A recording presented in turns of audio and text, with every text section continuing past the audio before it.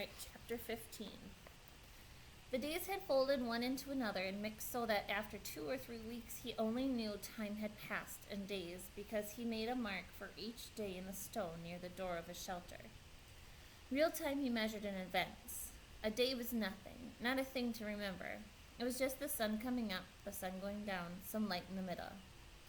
But events were burned into his memory, so he used them to remember time, to know and to remember what had happened, to keep a mental journal. There had been the day of first meet.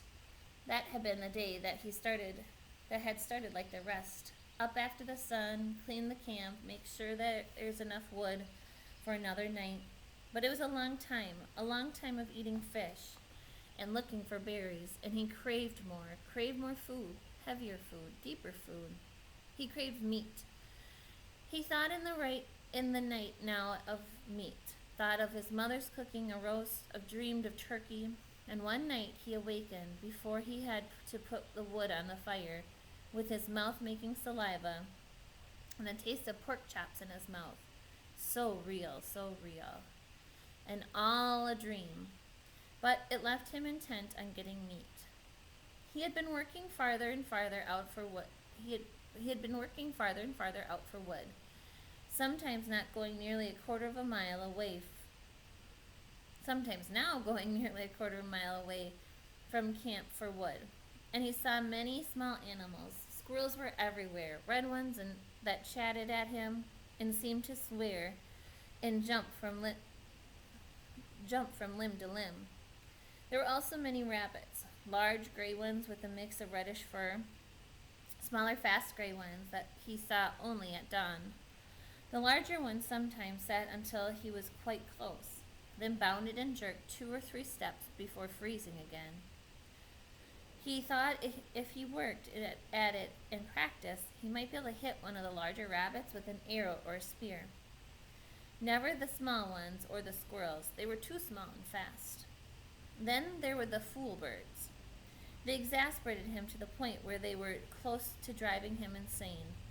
The birds were everywhere, 5 or 6 in a flock, and their camouflage was so perfect that it was possible for Brian to sit and rest, leaning against a tree with one of them standing right in front of him and a willow clump 2 feet away, hidden, only to explode into deafening flight just when Brian least expected it. He just couldn't see them, couldn't figure out how to locate them before they flew, because they stood so perfectly still and blended in so perfectly well. And what made it worse was that they were so dumb, or seemed to be so dumb, that it was almost insulting in the way they kept hidden from him. Nor could he get used to the way they exploded up when they flew away. It seemed like every time he went for food, which was every morning, he spent the whole time jumping and jerking in fright as he walked. On one memorable morning, he had actually reached for a piece of wood, what he thought to be a pitchy stump at the base of a dead birch, his fingers close to touching it, only have it blow up in his face. But on the day of the first meet, he had decided the best thing to try for would be a fool bird, and that morning he had set out with his bow and spear to get one, to stay with it until he got one and ate some meat. Not to get wood, not to find berries, but to get a bird and eat some meat. At first the hunt had not gone well. He saw plenty of birds working up along the shore of the lake at the end, then down the other side, but he only saw them after they flew. He had to find a way to see them first, get close enough to either shoot them with his bow or use his spear, and he could not find a way to see them. When he had gone halfway around the lake and had jumped up 20 or so birds, he finally gave up and sat at the base of the tree. He had to work this out, see what he was doing wrong. There were birds there, and he had eyes. He just had to bring the 2 things together. Looking wrong, he thought. I'm looking wrong. More than that, I am being wrong somehow. I am doing it the wrong way. Fine, sarcasm came into his thoughts. I know that, thank you.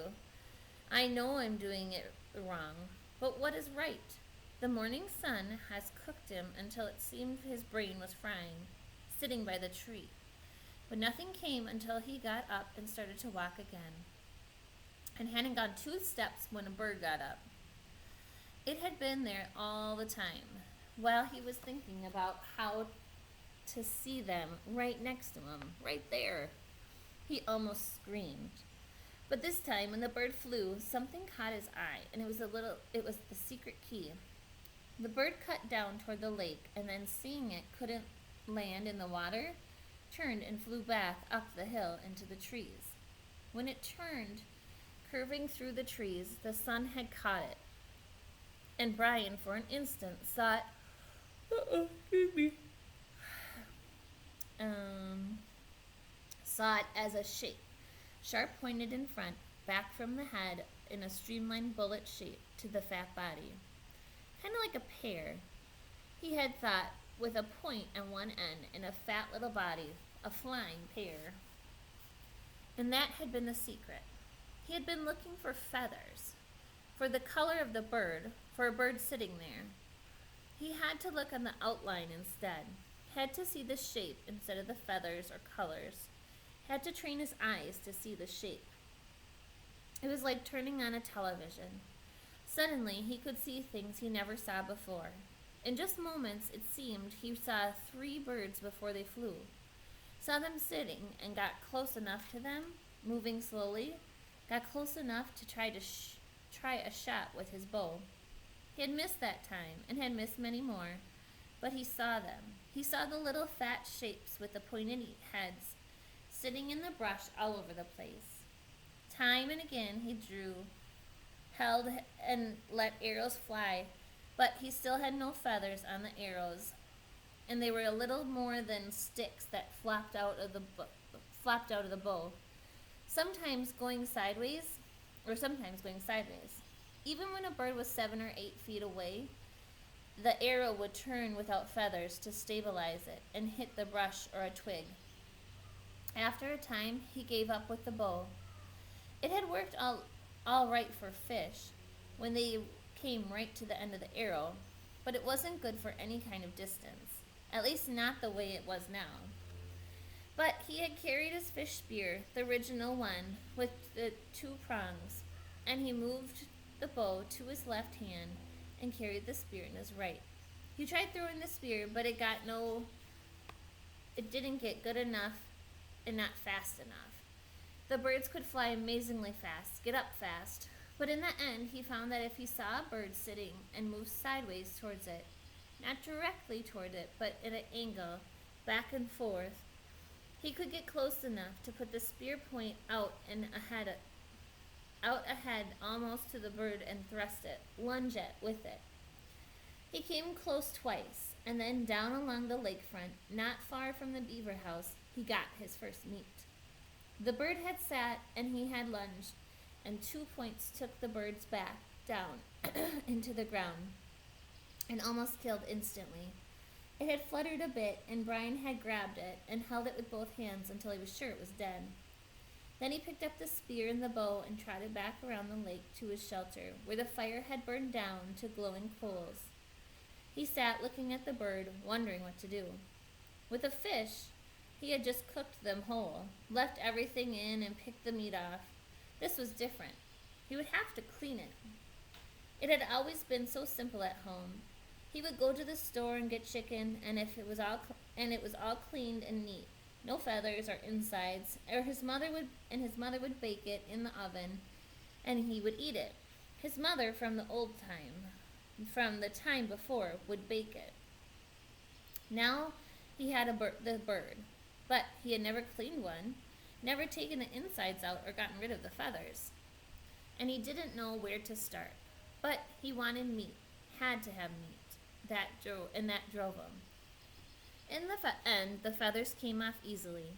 He tried to pluck them out, but the skin was too fragile that it pulled off as well. So he just pulled the skin off the bird, like peeling an orange. Ugh, he thought, sort of. except that the skin was gone. The insides fell out of the back end. He was immediately caught in a cloud of raw odor, a kind of steamy dung odor that came up from greasy coils on the inside that fell from the bird. He he nearly threw up.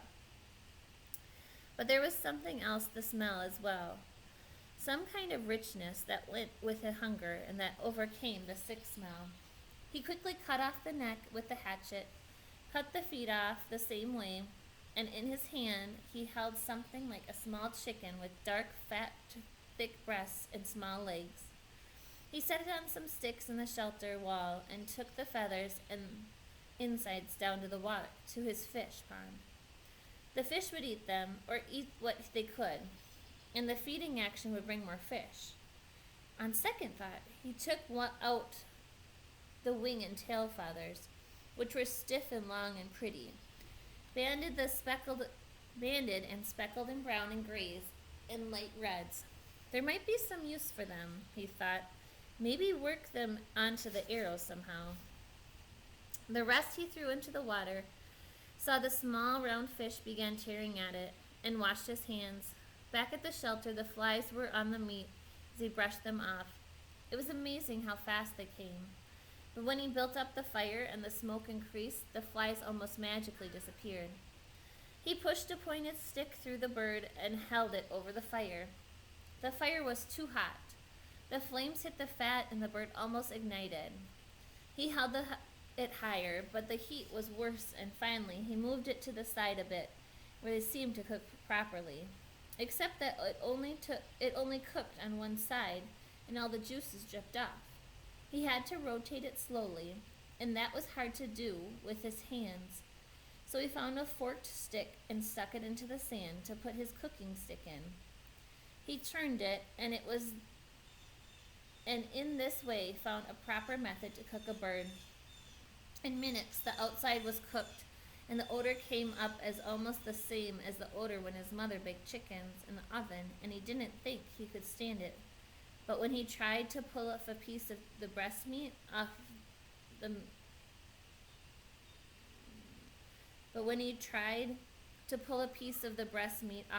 meat was still raw inside. Patience, he thought. So much of this was patience, waiting and thinking and doing things right.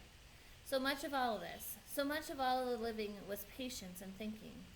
He settled back, turning the bird slowly, letting the juices go back into the meat, letting it cook and smell and cook. And there came a time when it didn't matter if the meat was done or not. It was black on the outside and hard and hot, and he would eat it. He tore a piece of the breast, a sliver of meat, and put it in his mouth and chewed as slowly and carefully as he could to get all the taste, and he thought, never in all the food, all the hamburgers and malts, all the fries or meals at home, never in all the candy or pies or cakes, never in all the roasts or steaks or pizzas, never in all the submarine sandwiches, never had he tasted anything as fine as that first meat.